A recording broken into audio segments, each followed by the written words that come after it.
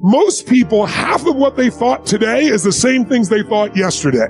About themselves, about their life, about the business. That's why most people's lives don't change very much. But if you wake up and you start realizing, I'm living in a home, an emotional home I don't want, you can change it. See, because everybody's got it. If you got $1 billion, check this out. If you had $1 billion, but the habitual emotions you go back to are frustrated and pissed off, then your life is called frustrated and pissed off. It doesn't matter how much money you have. Write this down, please. The quality of my life is the quality of my habitual emotions. The quality of my entire life is nothing but the quality of my habitual emotions. Whatever habits of emotion, wherever my emotional home is, I will find a way to get back there. And until I change that, I'm going to have a problem. How many of you see people in some part of the world, in my country, for example, you'll see this in the middle of America where there's certain places that have cyclones all the time. Or maybe down in New Orleans or places where every few years you get a huge storm that wipes out everybody right on the coast there.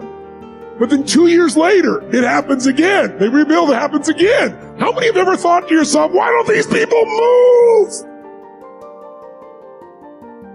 Why don't they move, guys? Because it's what they're conditioned. They call that home. I don't want to leave my home. It's what I know. It's easy to see when it's somebody else and it's physical. It's harder to see when it's yourself and it's emotional, because we have an emotional home. Some of you grew up in a really tough environment. I did too. Pretty brutal environment. Very painful environment. Part of I am who I am is because I didn't want to suffer. I had to find answers. And because I suffered so much, I don't want you to ever suffer if I can do anything about it. I can't control it, but I can help massively. But it's only because I suffered so much I don't want anybody else to. But think about it. Most people suffer even when they're successful. Listen, if you're successful and you're not fulfilled, that's the ultimate failure. If you got people that love you and you're not feeling joyous and alive, something's wrong. And you know what it is? You got an old home you're used to. Maybe the home you're used to is not a very happy home. It's a home of worry, a home of frustration, a home of anger, a home of feeling everything's unjust. And so you find a way to get back home using whatever the environment you can use. How many of you know somebody who's always pissed off about something? How many of you know somebody who is always worried? How many of you know someone who's not really funny, but they think they are? And they crack themselves up telling stupid jokes. How many know someone like this who cracks themselves up and they laugh so much that even though it's not funny, you find yourself laughing too? These people have different emotional homes. Some people's home is anger. They'll always find something to be angry about. It's what they're used to. It's their conditioning. So even when the storm comes in and messes up their life, they go right back to that same shit. Wouldn't it be nice to upgrade your home, your emotional home where you live?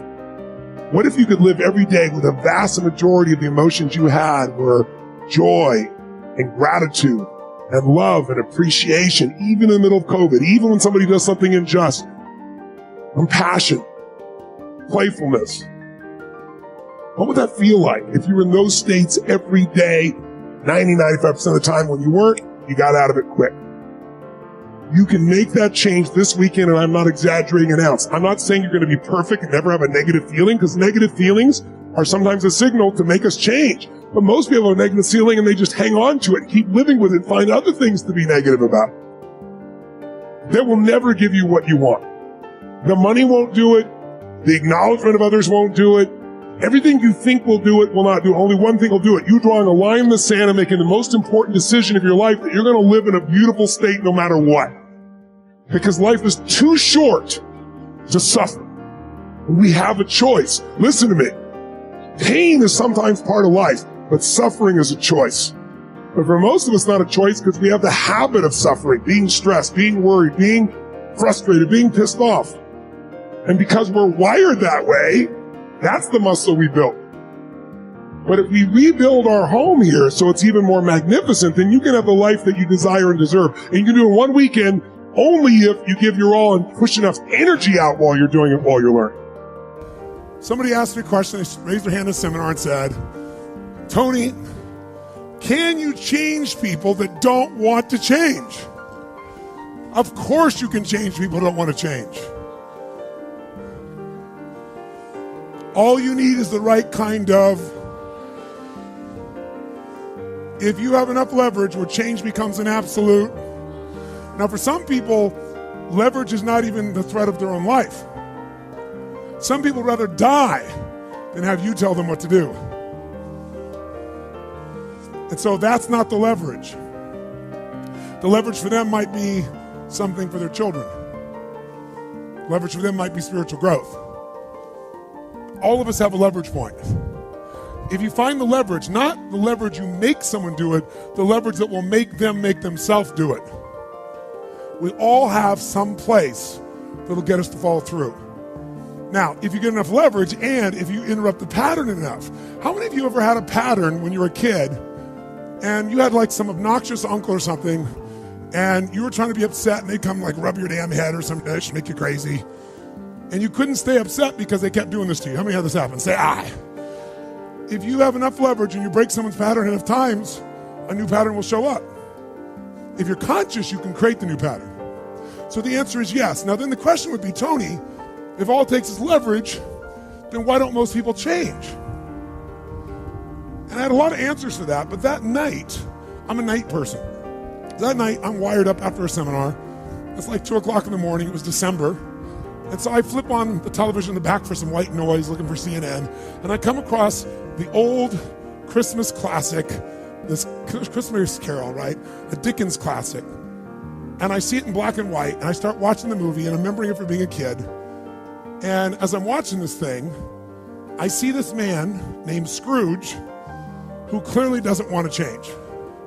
In fact, he's certain he doesn't need to change because what's happened is his life went through a lot of pain.